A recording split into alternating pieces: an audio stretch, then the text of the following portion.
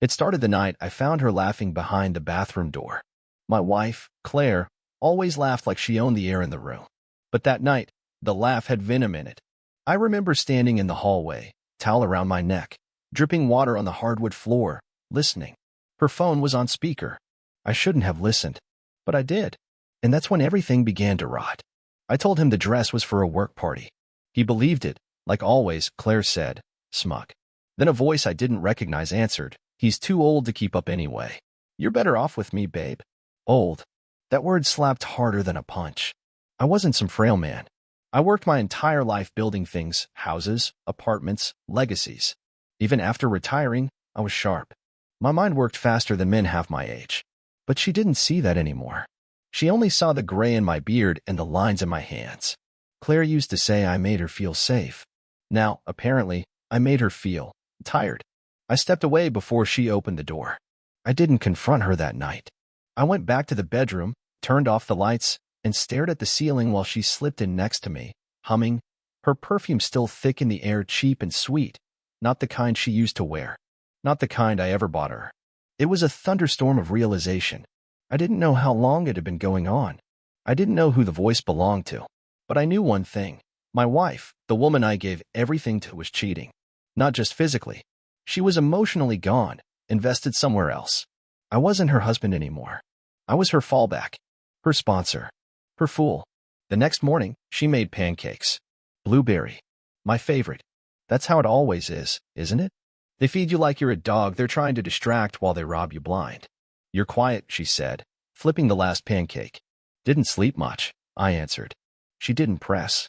She never did when she had something to hide. I decided to watch her. Really watch her. The way she reached for her phone the second she thought I wasn't looking. How she smiled more at that screen than she had at me in years. I noticed the secret of texting, the silences. The way she started going to Pilates 3 times a week when she could barely touch her toes last year. And then the worst moment came. The phone. Unlocked. Lying on the counter while she showered. I know I shouldn't have. But I did. Dozens of messages. His name was Brandon. Younger. From her office. Newly divorced. Apparently, they'd been seeing each other since the company retreat 6 months ago. 6 months. Claire called him my real man. Told him I was a dinosaur. Said she'd ride this old marriage until the apartment's in my name. I dropped the phone. My hand shook. The betrayal wasn't even what gutted me, it was how calculated it was. She wasn't just cheating. She was planning a full takeover of my life. That's when I made the decision. I didn't scream. I didn't throw anything. I didn't even cry. I planned. And I waited. Waited until my birthday. 75. My son, Derek, came over with his wife, Lauren. She strutted around my apartment like she already owned it, making comments about what she'd renovate first and asking how soon I'd be moving somewhere calmer. That's when Derek said it, like it was the most logical thing in the world. "Dad, maybe it's time you pass the apartment to us. Lauren's pregnant, and we need space. We're family. You want what's best for us, right?" I stared at him. I stared at Claire. And I smiled. "Of course," I said. "I'll handle it. Tomorrow." That night, while everyone else slept, I made 3 calls. The first was to a realtor. The second was to my lawyer. And the third? That one was to a man named Richard, a former army buddy who owned a secluded cabin in Vermont. By sunrise, the apartment was on the market. Within 2 weeks, sold. And I vanished. No goodbye. No explanations. Just silence. You see, betrayal doesn't need fireworks. Sometimes it just needs one quiet exit and a slam of a door they never see coming. I didn't answer the dozen missed calls. Not from Claire. Not from Derek. Not from anyone. I changed my number. I closed all shared accounts.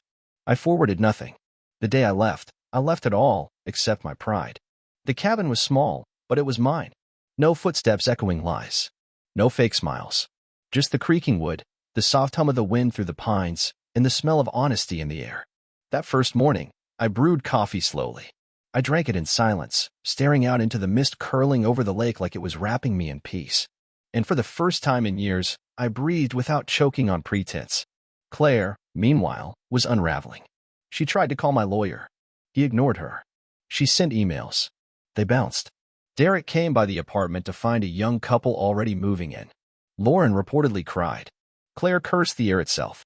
And Brandon? He ghosted her. Turns out, the moment she wasn't the glamorous wife of a man with property and a retirement fund, she stopped being interesting. All her calculations, all her manipulation, it left her with nothing. No man, no home, no inheritance, no future. My lawyer told me she even tried to go to court to claim some sort of right to the apartment. She brought up our years of marriage, her sacrifices, the promises. She cried in front of a judge. Said I blindsided her. Said she had no idea I was unhappy. She forgot the text messages. I didn't. We submitted them. Every smug message. Every cruel joke. Every plan she'd typed out with Brandon. The court dismissed her claim within minutes. I didn't watch the hearing. I didn't need to. I sat on the dock, the sun warming my face, listening to the ripple of water against the shore while she drowned in her own mess. What broke me the most wasn't even the betrayal. It was realizing I shared a bed for decades with someone who saw me not as a partner, but as a stepping stone. I was a bridge she used to walk across into a better life, and when she thought she found younger hands, stronger arms, she tried to kick out the wood under her feet. But I burned that bridge before she could. I remember this one evening, early spring. The lake was thawing. Ducks returned, gliding through the mirror-like water. I poured a glass of bourbon and thought about the last night we spent together before I left. Claire had leaned on my shoulder, humming a song from years ago. I think it was Elton John. She looked at me like I was her forever. And I wonder, was she faking even then? Or had she already picked out which cabinet to store Brandon's shirts in? I'll never know. But what I do know is this. When someone makes you feel like a placeholder, remove yourself from the story. That's what I did. I wasn't going to be the husband who begged, or raged, or tried to compete. I was going to disappear in such a way that she'd feel the hole I left for the rest of her miserable life. She thought she won. She thought she was clever. But now she's sleeping on Lauren's couch, whining about the life I stole from her, while I sit here, watching deer drift through the trees like ghosts that never haunt. And if you asked me what the turning point was, not the cheating, not the lies, not even the birthday demand. It was the moment I saw her type. I'll stay just long enough to get the apartment. After that, I'm done playing the wife. That wasn't just a betrayal of me. That was a betrayal of everything we ever built, every word we ever said, every quiet moment I thought was real. That message lit the fuse. I didn't explode. I vanished.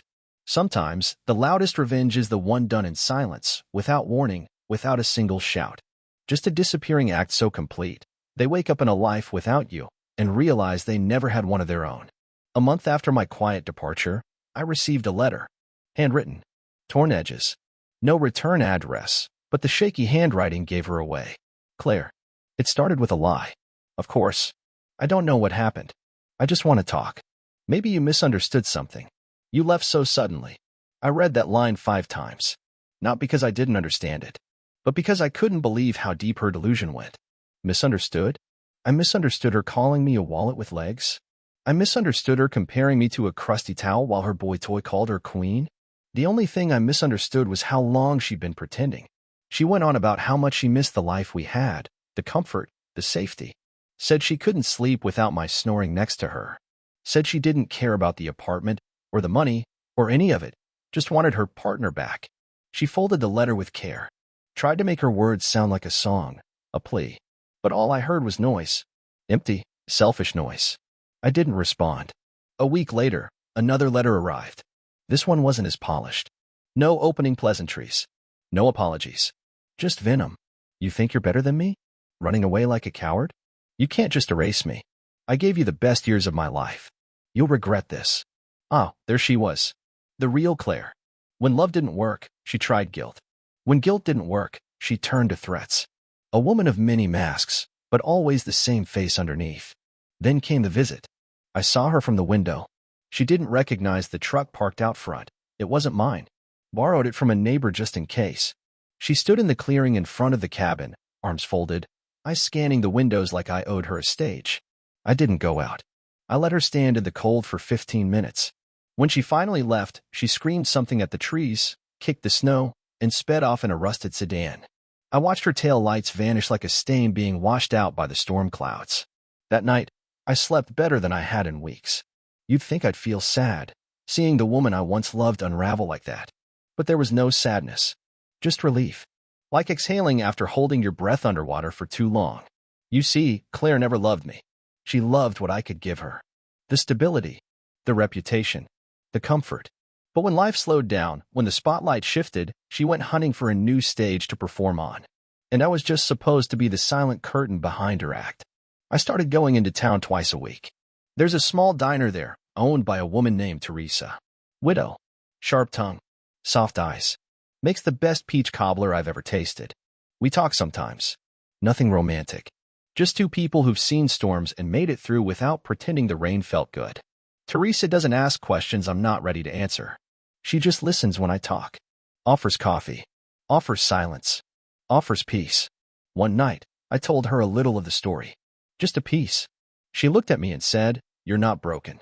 You're just bruised in places no one can see." That stuck with me. Because the truth is, I did break. Claire broke something in me I didn't know could be touched. But that's the thing about breaking. Sometimes it's the only way you find what's worth keeping. And I'll tell you this much, it wasn't her. She can keep her excuses, her lies, her crocodile tears, her bitterness. I kept my soul. And as I sit here tonight, fire crackling beside me, rain tapping on the roof, I don't feel bitter. I feel reborn. Because I didn't just lose a wife. I lost a parasite. And I gained something far more valuable. Myself. Winter melted into spring. The cabin, once buried in snow, was now surrounded by mossy green and wildflowers I didn't plant, but welcomed like uninvited guests who brought music instead of noise. Birds nested in the rafters. A fox came around sometimes, sniffing near the shed. I let him be. We both liked our solitude. Claire hadn't written in weeks. Not since her last stunt, showing up in town, pretending she was a grieving wife to anyone who'd listen. She even came into the diner once. I wasn't there. Teresa told me later, her voice low and calm, that Claire sat at the counter, ordered nothing, looked around like she expected applause.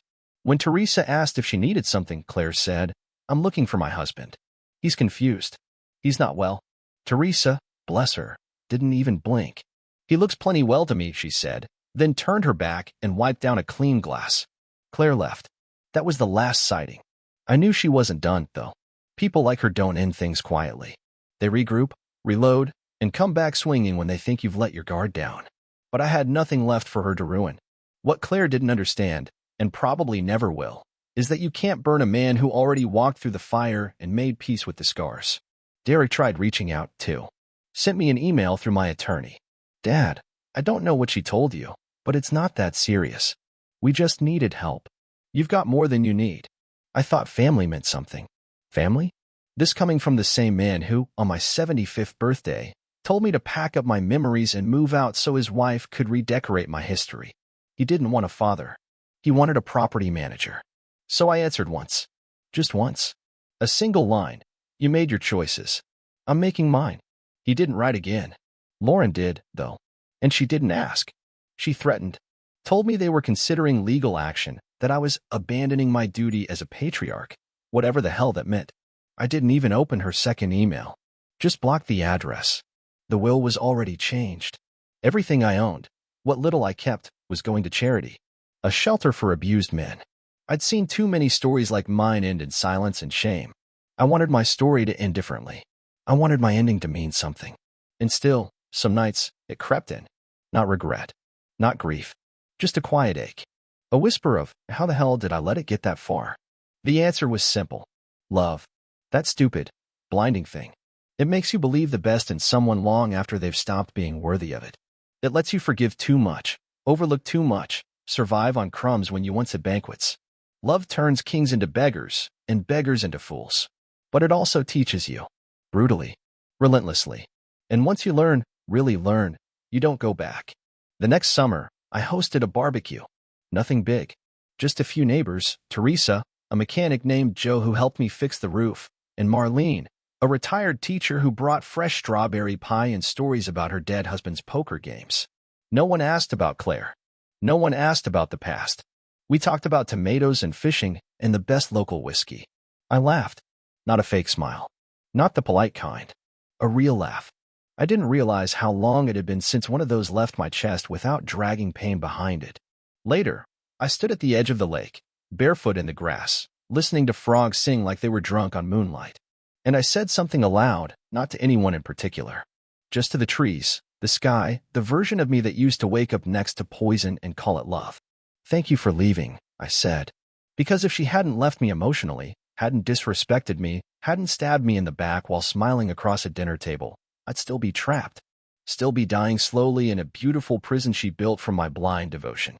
She thought she destroyed me, but she freed me.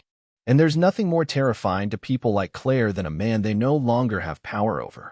Fall rolled in with sharp winds and golden trees, and for the first time in years, I felt the change of seasons like it meant something. Like time was no longer something I was wasting in a house where love had already died. One morning, I woke up to a knock on the cabin door. 3 quick taps. I looked through the window before opening it. Derek, standing there in a blazer like he was about to sell insurance. His face was thinner, his eyes duller. He had a folder under his arm and a nervous half-smile on his face, the kind he used to flash when he got caught lying about taking the car without permission back in high school. I opened the door but said nothing. He cleared his throat. "Hey, Dad. I needed to talk." I let him in, not out of forgiveness, just curiosity. Some part of me wanted to hear what excuse he'd dug up, what justification he thought would fix betrayal. He sat at the small kitchen table, looked around like the cabin offended him. "You really live like this now?" I poured coffee, didn't answer. He finally opened the folder. Paperwork. Numbers. Real estate listings. Bank statements. We're in a rough spot. Lauren lost her job. I've been trying to hold things down, but with the baby and the mortgage, he trailed off. I guess I thought, you might reconsider. You could help us out, just to get through this. I took the folder, closed it without looking, and set it aside. Then I said what I'd been waiting to say for months. "Derek, on my birthday, you stood in my home and told me to give it away. Not because I was dying, not because I offered, because you thought you deserved it." He opened his mouth, but I raised a hand. "You let your wife disrespect me in my own home. You let her laugh when she called the kitchen outdated. You didn't stop her when she said I should be grateful to die somewhere cheaper. And you stood there, smiling." His jaw clenched. She didn't mean it like that. "You said nothing. That was enough." Silence. Then he tried one more time. "You're my father. Doesn't that mean anything?" Not when I had to father myself just to survive the last 20 years with a woman who was tearing me apart from the inside. Not when you chose convenience over character. He looked like a balloon deflating. No more pitch. No more folder. Just a sad little boy sitting in a man's suit, realizing the world wasn't going to hand him what he thought he'd earned. He left without another word. The wind slammed the door shut behind him. That night, I burned the folder in the fire pit. Watched the edges curl, the ink blacken, the paper twist like it was screaming. And I felt nothing. Not anger. Not even triumph. Just finality. A few weeks later, Teresa asked me to drive with her to a nearby town for a festival. Nothing big. Hayrides. Cider. Old people dancing to classic rock while teenagers pretended not to watch. We stood in the middle of a pumpkin patch, sipping hot drinks, watching the sunset pour gold over everything. She looked at me and said, "You seem lighter." I left a heavy life behind. She nodded, like she already knew. "I think we all carry something too long before we realize we're allowed to drop it," she said. And she was right. I carried Claire for too long. I carried Derek's entitlement. I carried shame, guilt, regret, all things that were never mine to hold. I was just too conditioned to believe I owed everyone everything. Now I owe myself peace. And I'm finally paying that debt. Winter returned with a softness I hadn't expected. The cold didn't bite the same way it used to. Maybe because I no longer felt frozen inside. Maybe because the silence that used to suffocate me now felt like calm. The fire crackled each night. My hands, once used to signing checks and holding Claire's lies together, were now better suited to chopping wood and holding warm mugs. The cabin wasn't a retreat anymore. It was a reclamation. Then came Christmas. No tree. No ornaments. Just the sound of snow tapping against the windows and the hum of a radio playing old blues. I cooked a small meal, ate alone, and smiled. Not a hollow smile. A real one. Because there was no pretending anymore. No sitting at a table where every conversation was a performance. No gifts exchanged with price tags instead of meaning. Just me. Just peace. I thought about the Christmases before. Claire drunk on wine she claimed to hate. Derek on his phone, barely looking up. Lauren always hinting about what she hoped she'd get next year. Usually something expensive. Usually something I had to pretend we could afford. I had funded all their performances. Now the stage was empty. And I realized the quiet was better than the applause. In January, I got a letter. From Brandon. Yeah, him. Didn't think he had the guts. But apparently, losing Claire did something to him. He wrote about how things between them weren't what he expected. Said she'd moved in after he felt sorry for her. Claimed she was depressed. Claimed he never meant to get in the middle of anything. That part made me laugh out loud. He asked if I could call him. Said he had questions. Wanted clarity. Maybe forgiveness. Maybe just to feel better about the mess he helped create. I didn't respond. I tossed the letter into the wood stove and watched it turn to ash. Brandon never wanted forgiveness. He wanted an exit from guilt without paying the price. But I'm not a confessional booth. I'm not his redemption. He made his choices. Let him carry them. In February, Teresa brought over soup. I had a cold. Nothing serious. But she insisted. Sat on the couch while I sipped it, flipping through an old book I'd left out. She didn't ask questions. Didn't fill the air with useless chatter. Eventually, she said, "You ever think about what love should feel like?" I nodded. It should feel like soup when you're sick, not wine when you're bored. She smiled at that. We didn't talk about Claire, or the betrayal, or the apartment, or the son I used to think would carry my name with pride. We talked about music, and gardens, and how the stars looked brighter out here.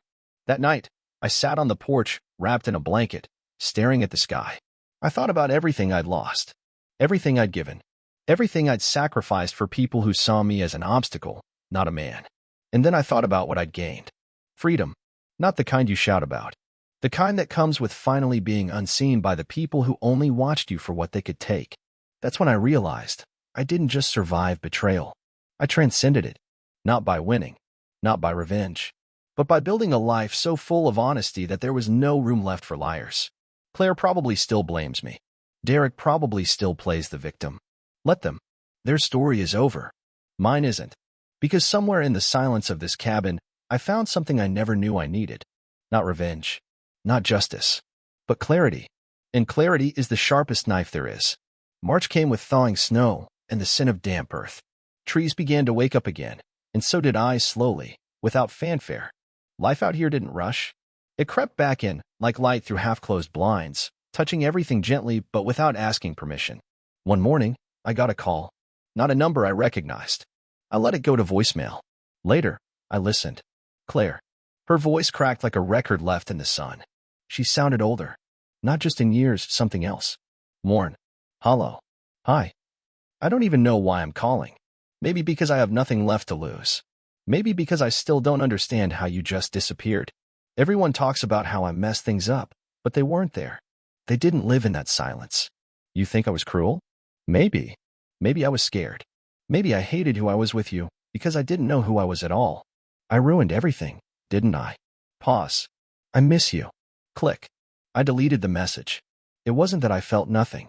I felt 1,000 things, most of them things I had already buried. But I didn't dig them back up. I didn't respond. Because even now, she still didn't get it. That message wasn't for me. It was for her. Another performance, this time without an audience. What she missed wasn't me. It was control. And when people like Claire lose that, they scramble. They break. They try to crawl back in through any crack they can find, whispering regret like it's a prayer. But my walls had no cracks left. I sealed them with fire, silence, and time. That same week, Derek sent another letter. Shorter this time. More restrained. Maybe Teresa was right. People eventually learn how to stop bleeding, even if it takes too long. He said he was sorry. He didn't ask for money. He didn't ask for anything. Just wrote that he finally understood what it meant to be used by someone who smiled while stabbing. He didn't name Claire, but he didn't need to. He said he left her. That she'd been sleeping in someone else's bed again. That she called him bitter when he confronted her. I didn't feel joy. I didn't feel pity. I felt clean. Like watching a fire from a distance, knowing the house wasn't yours anymore. I didn't write back. Not because I hated him, but because I was done raising a man who never grew up. There's a difference between closure and reopening wounds. I chose the former. By April, I had finished building the greenhouse out back. Took me 3 weeks, 2 cracked fingers, and one long night where I nearly knocked the damn thing down and started over. But I finished it. Teresa brought tomato seeds. We planted them together. We didn't say much. We didn't need to. She brought fresh bread one morning, and I noticed she'd begun leaving her gloves on my table, like maybe she wasn't always planning to take them with her. I didn't ask. Some things grow best when you don't overwater them. I stood in that greenhouse later, hands in dirt, the sun cutting through plastic panels, and I thought, This is what healing looks like. Not fireworks. Not revenge. Not some dramatic confrontation in a courtroom or a street corner. Just peace. Just quiet. Just knowing that everything I lost was meant to be lost. And everything I gained was finally mine to keep. By May, the trees were thick with green again, and the birds woke me up earlier than I liked. But I didn't mind. I used to wake up to Claire's alarm, her groans, her complaints about the day ahead before it even started. Now I woke up to light. To wind. To life. One evening, I stood by the lake, barefoot, jeans rolled up, water lapping at my ankles. The sun was going down slow, dragging long shadows behind the trees. And I thought, this could have been the end of me. Everything she did, everything they tried to take. But it wasn't. It was the beginning. Claire hasn't called again. Maybe she's finally tired. Or maybe she found another man with a title deed and a blind spot. Derek. I don't know where he is now. He might be learning. He might still be blaming. Doesn't matter anymore. I've stopped rereading his letters. I keep the last one in a drawer, unopened, not out of anger, but because the past has nothing new to say. Teresa spends more nights here now. Sometimes we talk for hours. Sometimes we just sit. I didn't think I had that in me again. Not trust, not laughter, not warmth, but it came back like spring always does. Quietly, without needing permission. She's not Claire. And I'm not the man who let himself rot in the name of loyalty. I found myself out here. Or maybe I built a new self, one who doesn't explain, doesn't beg, doesn't wait to be loved right. I learned that love isn't sacrifice. It isn't staying when your soul is screaming for a door. Love is choosing peace over performance, and respect over routines. It's not a lesson I'd wish on anyone, but it's one I'm grateful I lived through. So here's what I'll say to any man who finds himself where I was, standing in the ruins of what he thought was loyalty. Walk. Don't burn it down. Don't scream. Don't beg. Just walk. And build something better with your own two hands. Because once you stop trying to fix someone who broke you, you'll realize the best version of your life is the one where you're finally alone, and free, and alive. Not everyone deserves a second chance at your heart. But you do.